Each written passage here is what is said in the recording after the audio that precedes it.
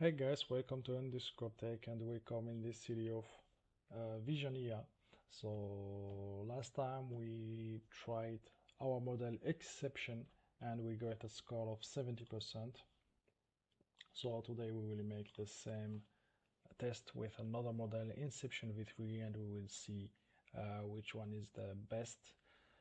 Just to remind you, for now our best result of the prediction of this image is the NASNet mobile with a 96%.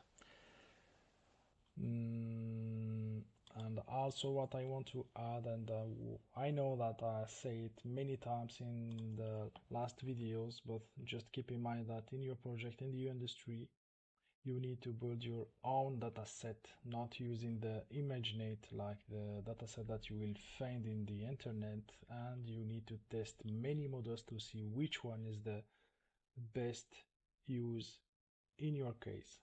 Okay, so here we just to change the name of the model InceptionV3 version 3. Also here it will be InceptionV3. I will take and copy paste it here for the decode.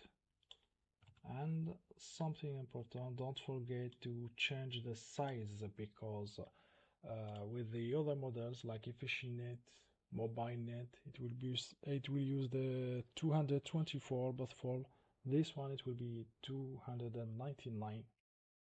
Here I will just change the name. So we have a 69%, let's say 70% with the exception. Let's see how much we get with the InceptionV3.